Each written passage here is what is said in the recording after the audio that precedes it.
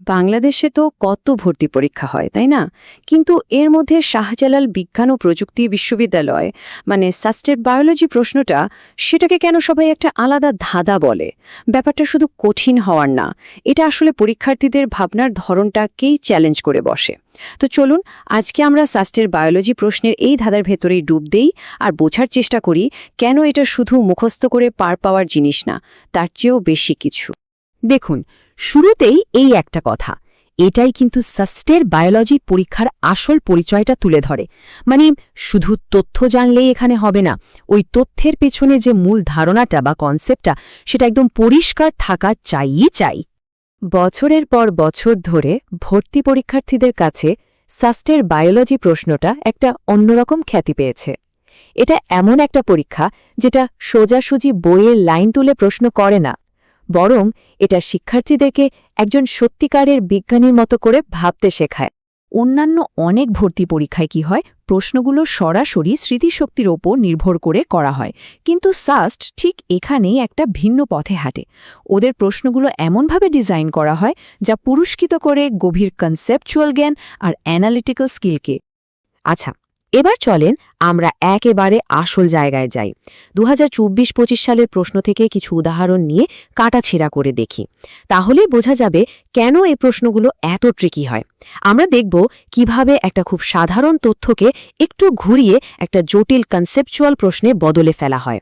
প্রথম যে চ্যালেঞ্জটার কথা বলবো সেটা হলো ইউনিট কনভার্সনের ফাঁদ। এটা খুব কমন একটা কৌশল, কিন্তু খুবই কাজের।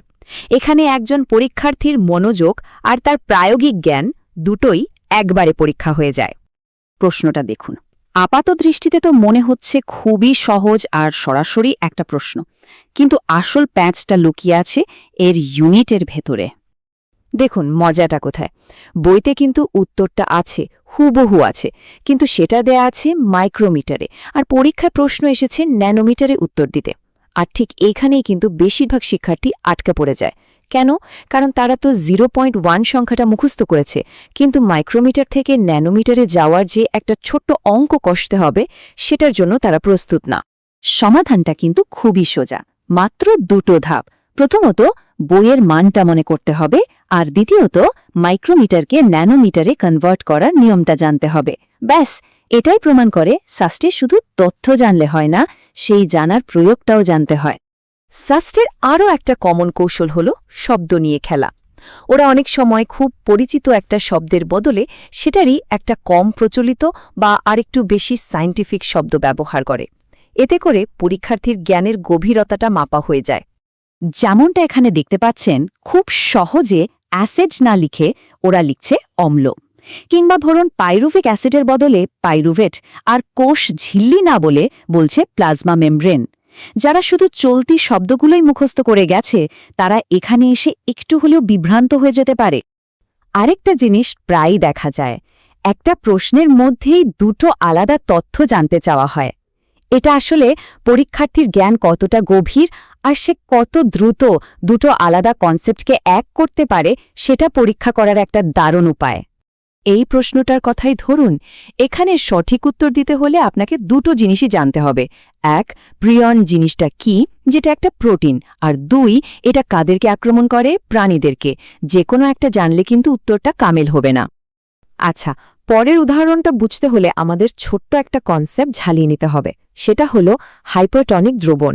এটা বায়োলজির খুব বেসিক একটা ধারণা, আর এটার উপর ভিত্তি করে প্রায়ই প্রশ্ন আসে। সাস্টের একটা প্রশ্নে জানতে চাওয়া হয়েছিল কোন দ্রবণে প্লাজমোলাইসিস হয়। উত্তরটা হলো হাইপারটনিক দ্রবণে। কিন্তু এই উত্তরটা দেওয়ার জন্য শুধু হাইপারটনিক শব্দটা জানলেই হবে না, এর পেছনের পুরো প্রক্রিয়াটা মানে অভিস্রবণের কনসেপ্টটা একদম পরিষ্কার থাকতে হবে। প্রশ্নগুলো কঠিন মানছি, কিন্তু এগুলো মোটেও এলোমেলো না। আপনি যদি একটু খেয়াল করেন দেখবেন যে বছরের পর বছর ধরে সাস্ট একটা নির্দিষ্ট প্যাটার্ন বা ধরন মেনে চলে, আর এই প্যাটার্নগুলো যদি একবার ধরে ফেলা যায় তাহলে প্রস্তুতি নেওয়াটা অনেক সহজ হয়ে যায়। এই যে টপিকগুলো দেখছেন, এগুলো থেকে প্রায় প্রতি বছরই প্রশ্ন আসে। এর মানে কি?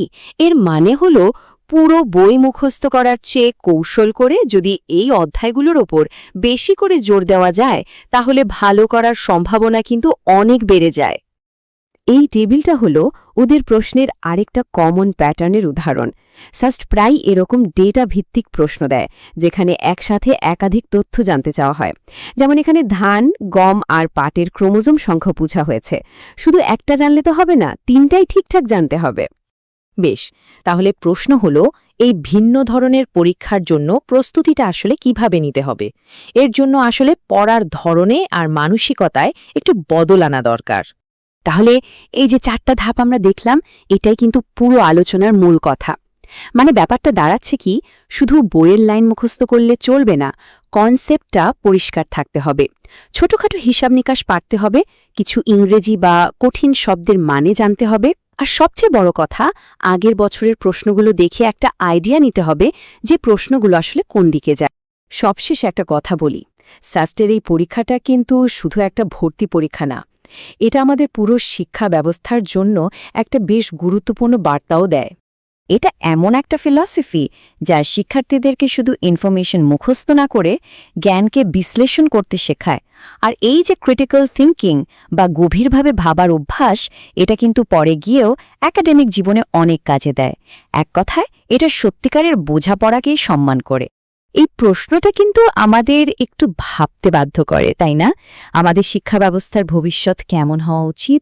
শাস্ত্রের জীববিজ্ঞান পরীক্ষাটা হয়তো সেই ভবিষ্যতেরই একটা ছোট্ট কিন্তু খুব শক্তিশালী উদাহরণ।